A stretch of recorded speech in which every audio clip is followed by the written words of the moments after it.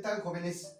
Vamos a trabajar en estos momentos con la intensidad del campo eléctrico. Pero recuerden que la intensidad del campo eléctrico es vectorial. Entonces, aquí en este ejemplo vamos a mostrar vectores de intensidad de campo eléctrico que no se pueden sumar tan fácilmente. Es decir, que no están ni paralelos o bien que tampoco están perpendiculares. Entonces, cuando esto no sucede, nosotros tenemos que hacer que se conviertan en vectores paralelos para poderlos sumar o bien en perpendiculares. Entonces, esta es la única diferencia que vamos a ver en este ejercicio. Y bueno, aquí tenemos un sistema de cargas, el cual está colocado en el aire, ¿sí? Y tienen dos cargas. Una de ellas, la carga 1, vamos a pensar que tiene un valor de 12 microcoulomb. Y negativo, ¿verdad? Porque es una carga negativa. Y la carga 2 tiene un valor de 18 microcoulomb. Vamos a ponerle micro en este caso para que nos dé cantidades muy grandes. El campo eléctrico es una intensidad de valor grande, ¿ok? Bueno, ahora, para resolver este tipo de ejercicios dijimos que nosotros requerimos forzosamente de una carga de prueba, una carga imaginaria que solamente me sirve para yo saber cómo va a comportarse el campo eléctrico en este punto, ¿sí? O sea que esta carga de prueba me va a decir cómo se va a mover el campo eléctrico en este punto, ¿ok? Entonces, esa carga de prueba es diminuta, tiene una carga aproximadamente de 0, ¿sí? No me afecta el campo eléctrico de las otras cargas, ¿sí? Y siempre va a ser positiva, ¿ok? Ahora, ¿cómo se va a comportar la intensidad de campo eléctrico en ese punto? Bueno, eso me lo va a decir la ley de las cargas eléctricas, como si fuese la ley de Coulomb. Entonces, otra vez vamos a hacer pares de grupos de pares de carga, pero siempre debemos de involucrar la carga de prueba, siempre. ¿Sí? Es más, la voy a pintar de color negro para que la diferenciemos de las otras cargas. Esa es mi carga de prueba y es positiva. Entonces, el primer par sería la carga 1 con la carga de prueba, lo cual me dice que tienen signos contrarios. Eso quiere decir que sobre la misma línea que une esas cargas recta, se va a desplazar esta carga de prueba y va a experimentar una fuerza de atracción. Este va a ser la forma del vector del campo eléctrico generado por la carga 1, ¿sí? Entonces es campo eléctrico, ¿ok?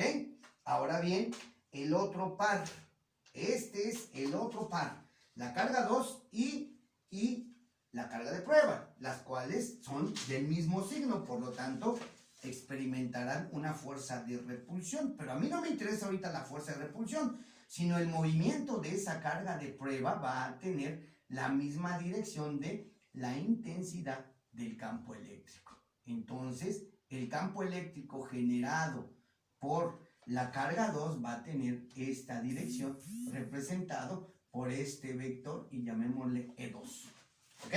Si nosotros siempre que queramos o trabajemos con vectores, es importantísimo referirlos a un sistema de coordenadas cartesianas. En este caso, aquí voy a poner cómo quedaría mi eje en X.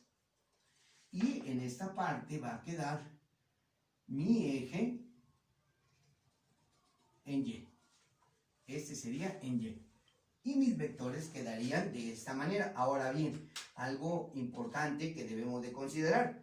Nuestro ejercicio nos dice que se trata de un ejemplo donde se colocan cargas eléctricas en dos vértices de un triángulo equilátero. Si ese equilátero todos sus lados valen lo mismo, que en este caso 12 centímetros, y todos sus ángulos internos valen exactamente lo mismo, que son 60 grados. 60 grados, y aquí vamos a tener 30 y 30 grados, y lógicamente la suma de esos dos va a ser 60. De tal manera que este ángulo que voy a necesitar después va a ser de 60 grados, y este ángulo también de 60 grados. el cual es opuesto por el vértice con este, por lo tanto, ese también vale 60 grados, ¿sí? Ahora, determinar la intensidad de ese campo, pues es muy simple. Yo lo único que tengo que aplicar es la intensidad de campo eléctrico para cargas puntuales, va a ser igual a la constante por la carga eléctrica que genera el campo entre la distancia que hay desde la carga hasta un punto P lejos o al costado de la carga elevado al cuadrado. Esta es la intensidad de campo eléctrico y se va a medir en Newton sobre Coulomb. De tal forma que lo que sigue ahorita es aplicar esta ecuación, ¿sí? Para cada uno de los vectores que tenemos ahí. En este caso decimos aquí, para el campo 1, pues esto va a ser igual a la constante por la carga 1 entre la distancia que hay desde la carga 1 hasta el punto P elevado al cuadrado. Y esto va a ser igual a que me dice que está en el aire, por lo tanto la constante es la de Coulomb en el aire, que es 9 por 10 a la 9 newton metro cuadrado sobre Coulomb cuadrado, que multiplica a la carga 1, que vale la carga 1 12 micro, y sabemos que micro es por 10 a la menos 6 Coulomb. Todo eso va a estar dividido por la distancia que hay desde la carga 1 hasta el punto P, que son 12 centímetros. En metros esto es igual a 0.12 metros, por lo tanto aquí vamos a poner 0.12 metros y esto lo vamos a elevar al cuadrado, ¿ok? Ahí está sustituida nuestra primera ecuación. Si nosotros, por ejemplo, colocamos estos valores en nuestra calculadora, pues vamos a tener que es 9 por 10 a la 9, 9 por 10 a la 9, que multiplica a la carga, que es de 12 por 10 a la menos 6. Todo esto va a estar dividido entre punto 12 elevado al cuadrado. Punto 12, que son 12 centímetros, elevado al cuadrado, y esto me da una cantidad muy grande. Para no escribir tanto, yo lo pongo en potencia de base 10 y va a ser igual a 7.5 por 10 a la 6 newton sobre Coulomb. ¿Por qué newton sobre Coulomb? Este Coulomb cancela a 1. Este metro, cuando se eleva al cuadrado, cancela los dos aquí, metros que están aquí, y me quedan newton sobre Coulomb, ¿ok? Ahora, de la siguiente manera, vamos a desarrollar u obtener la magnitud del vector campo eléctrico o la intensidad de campo eléctrico generado por la carga 2, que va a ser igual a mi constante por la carga 2 entre la distancia que hay desde la carga 2 al punto P, y todo esto va a estar elevado al cuadrado. Esto va a ser igual, mi constante, pues sigue siendo la misma, 9 por 10 a la 9 newton metro cuadrado sobre Coulomb cuadrado, que multiplica la carga 2, que es de, aquí está, 18 micro Coulomb, o sea, 18 por 10 a la menos 6 Coulomb. La distancia que hay desde la carga 2 al punto P sigue siendo la misma, ya que es un triángulo equilátero, por lo tanto aquí va a ser punto 12 metros elevados al cuadrado. Y esto va a ser igual a ¿cuánto? Sustituimos estos valores, 9 por 10 a la 9, que multiplica a 18 por 10 a la menos 6, y todo eso va a estar dividido entre punto 12 elevado al cuadrado. De tal manera que otra vez me da una cantidad muy grande, ¿sí? La convierto en potencia de base 10 aplicando la tecla ENG de la calculadora y me da 11.25 por 10 a la 6 newton sobre Coulomb. Nuevamente, este Coulomb cancela a uno solo. Este metro cancela a los dos que están aquí y me quedan entonces newton sobre Coulomb. Es importante, muchachos, es importante siempre ver la posición de nuestros vectores para poderlos identificar. Entonces, observamos aquí que el vector del campo 1 va hacia, o está en el cuarto cuadrante, va hacia abajo con un ángulo de inclinación de 60 grados. Entonces, este va a estar así. Y este ángulo es de 60 grados. El campo 2 lo observamos en nuestra figura y va a estar en el primer cuadrante con un ángulo de inclinación también de 60 grados. Si nosotros, por ejemplo, hacemos la gráfica de estos dos vectores en un sistema de coordenadas, nos va a quedar como el que tenemos ahí en la figura. Eso va a ser así. ¿sí? Nosotros hacemos nuestro diagrama de cartesiano y entonces vamos a tener un vector E2, ¿sí? En esta posición y un vector E1 en esta otra posición, donde este ángulo vale 60 grados y este también. Entonces el ángulo entre vectores es de 120. Por lo tanto, no podemos sumarlos. ¿Qué es lo que necesitamos hacer? Pues encontrar sus componentes rectangulares, es decir, trazar una línea recta que corte el eje de las X y pase por el extremo final de mi vector, por ejemplo así. Y esto va a suceder exactamente aquí también, así. Entonces, este vector que tenemos aquí va a ser mi campo 1 en Y. Y este vector que tenemos aquí va a ser mi campo 2 en Y también, ¿sí? Al hacer esto, una componente va a ser o va a estar siempre sobre el eje de las X. Esta que tenemos aquí va a ser mi campo 1 en X. Y este más pequeño que está aquí va a ser mi campo 2 en Y. Digo en X también, ¿ok? De tal manera que necesitamos, para poderlo sumar, necesito encontrar sus componentes, ¿sí? ¿Cómo le vamos a hacer? Bueno, pues vamos a tener una tablita, al igual que en la ley de Coulomb, en donde vamos a poner nuestro vector, ¿sí? Un vector, mi campo 1, que tiene un valor de 7.6 por 10 a la 6 newton sobre Coulomb, con un ángulo de inclinación, perdón, así no está, ¿sí? Con un ángulo de inclinación de esta manera, cuarto cuadrante, 60 grados, ¿sí? Si alguien me dice, pero ¿qué pasa si yo quiero trabajar con este ángulo de 300 grados? No pasa nada, no pasa nada. Es más, ahí les va a dar implícito el signo. Y si yo trabajo con el de 60, tengo que ver mi diagrama para saber los signos, ¿sí? Entonces seguimos, por ejemplo. Seguimos. Entonces aquí voy a calcular mi campo 1 en X. Y para eso voy a utilizar que mi campo en X siempre va a ser el campo total por el coseno de su ángulo. Entonces, ¿cuánto vale mi campo total? Pues mi campo total vale 7.6 por 10 a la 6 newton sobre Coulomb. Y todo eso lo voy a multiplicar por el coseno de 60 o bien por el coseno de 300. ¿Sí? Por lo que ustedes quieran, muchachos. Vuelvo a repetir. Si ustedes ponen 60, tienen que sacar el signo aquí. De aquí yo observo que las dos componentes en X de cada vector es positiva, ¿ok?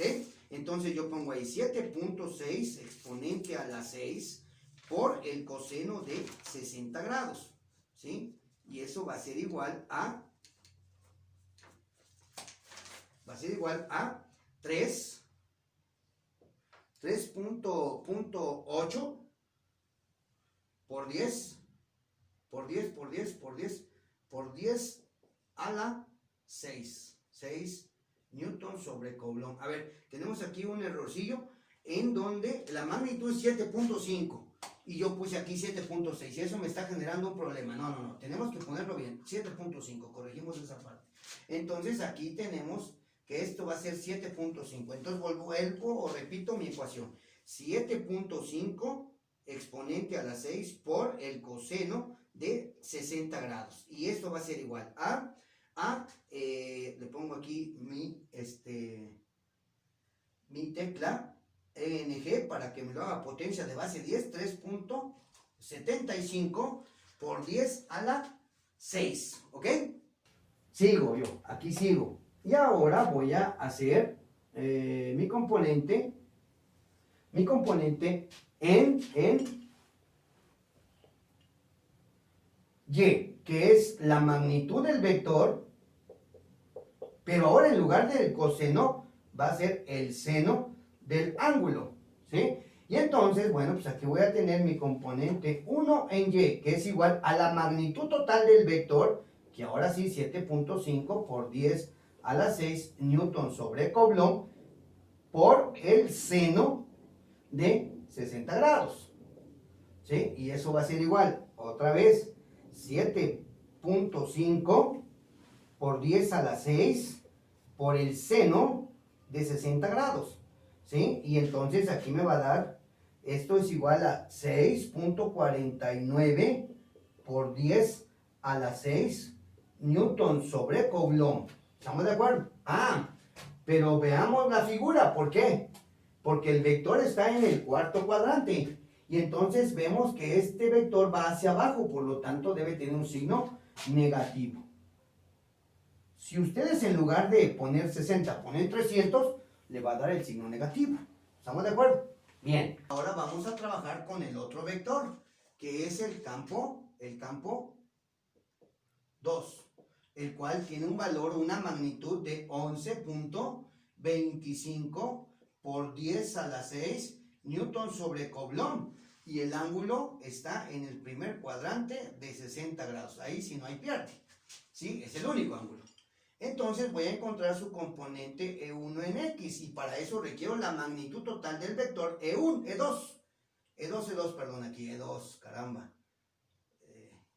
E2 en X, ¿ok? Que vale 11.25 por 10 a la 6 newton sobre Coulomb. Y ahora lo voy a multiplicar por el coseno también de 60 grados. ¿Y esto qué va a ser igual? Bueno, lo pongo en mi calculadora. 11.25 por 10 a la 6 por el coseno de 60 grados.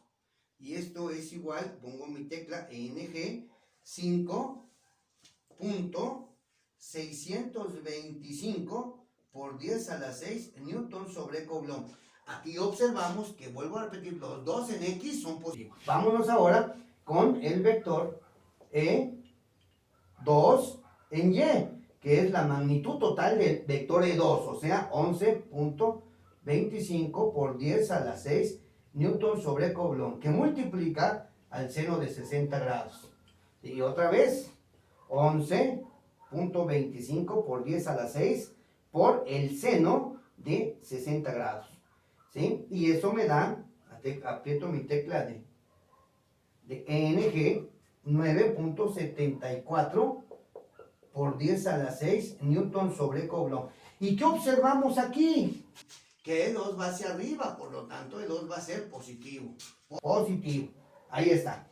Con esto me olvido de la existencia del vector total y trabajo con sus componentes. Trabajar con el vector total o con las componentes es lo mismo. ¿Qué gané con hacer esto? Que ahora las dos que están en X son paralelas y entonces yo las puedo sumar. No porque aquí está en mi tablita, Lo interesante está aquí. Es que estos campos, estos vectores son paralelos y por eso se pueden sumar. Se pueden sumar si tienen la misma dirección o dirección contraria. Entonces en este caso, como es la misma, se suman directamente con signos positivos, ¿ok? Y entonces pues vamos a sumar aquí 3.75 por 10 a la 6 más 5.625 por 10 a la 6 también, ¿sí? Y eso me va a dar 9.375 por 10 a la 6 newton sobre Coulomb. Esta va a ser el campo resultante en X. El campo resultante en X. ¿Sí? Si nosotros hacemos lo mismo aquí, vamos a obtener una intensidad de campo resultante en Y. Pero aquí observamos que tiene signos contrarios. Entonces ponemos menos 6.49 por 10 a la 6 más 9.74 por 10 a la 6, ¿sí? Y entonces el resultado va a ser positivo porque este número es más grande. Entonces me va a dar aquí 3.25 por 10 a la 6 newton sobre Coulomb positivo. Si nosotros ahora vemos aquí, ¿sí? Vemos ahí, entonces nosotros ya tenemos solamente dos vectores tenemos aquí, ¿sí? Un vector que va a estar, si lo veo aquí, en el eje de las X, ¿sí? Un vector en el eje de las X, que es este que tenemos aquí. Entonces, como es positivo, pues va a estar hacia la derecha, así. Este va a ser mi campo resultante en X. Y otro vector en Y, que va a ser aquel vector que va a estar aquí, ¿sí? Y este va a ser mi campo resultante en Y. De tal manera que esos dos vectores forman un ángulo de 90 grados. Y si yo paso este vector en Y, lo pongo en esta parte, así. Este es mi campo resultante en Y. Y el vector en X que está aquí, lo paso ahora a esta parte, ¿sí? Mi campo resultante en X, entonces formo un rectángulo. Y este va a ser mi campo resultante total. ¿Cuál? Total. Yo lo puedo determinar, ¿sí? Aquí, vamos a ver aquí, mi campo resultante, pues va a ser igual a la raíz cuadrada. ¿Pero por qué raíz cuadrada? Pues porque aquí tengo un triangulito. Este es un cateto y este es el otro cateto y yo quiero calcular la hipotenusa. Entonces, por eso voy a utilizar el teorema de Pitágoras, que me dice que es la suma de los cuadrados de cada uno de mis catetos, o sea, el campo resultante en X al cuadrado más el campo resultante en Y al cuadrado. Esto va a ser igual, el campo resultante va a ser igual a la raíz cuadrada de en X, que vale 9.375 por 10 a la 6 newton sobre Coulomb. Todo eso tiene que estar elevado al cuadrado, más ahora el campo en Y, que es 3.25 por 10 a la 6 newton sobre Coulomb, también al cuadrado. Y eso me va a dar un campo resultante de una magnitud igual a ¿cuánto? Pues ponemos ese valor en nuestra calculadora y ahí tenemos que es 9.375 por 10 a la 6 al cuadrado más 3.25 también por 10 a la 6 al cuadrado, ¿sí? Cerramos paréntesis y apretamos igual y nos da una cantidad de 9.9, este es un 9.922 newton sobre Coulomb, perdón, me falta aquí, por 10 a la 6 newton sobre Coulomb. Esta es la magnitud. La dirección y el sentido está en esta figura, si lo vemos gráficamente. Entonces va a estar en el primer cuadrante y me hace falta este ángulo de inclinación, alfa, donde yo voy a determinar de este triangulito alfa. ¿Cómo? Pues con la función tangente. Vuelvo a repetir, se puede hacer con cualquier función trigonométrica. Tradicionalmente se usa la tangente, que es el cateto opuesto, que es la componente en Y, entre el cateto adyacente, que es la componente en X. Entonces aquí va a ser el campo resultante en Y entre el campo resultante en X. Pero nosotros queremos saber cuánto vale el valor de alfa, no la tangente de alfa. Entonces la voy a despejar. Yo solamente quiero alfa solita y esta tangente la voy a pasar al otro lado y va a pasar como la tangente inversa de el campo resultante en Y con respecto al campo resultante en X, ¿sí? Ahora sí, sustituyo valores y esto va a ser igual a un campo resultante en Y de 3.25 por 10 a la 6 newton sobre Coulomb y en X de 9.375 por 10 a la 6 newton sobre Coulomb. Las unidades se cancelan y también las potencias, quedando alfa igual a, entonces aquí yo aplico que shift la tangente de 3.25 entre 9.375 y eso cierro paréntesis y me da un ángulo de 19.119 grados. Entonces aquí es de 19.119 grados y esta es la magnitud, dirección y sentido de mi campo resultante que experimenta en el punto P de la figura que tengo yo al inicio del ejemplo. Espero haya quedado claro.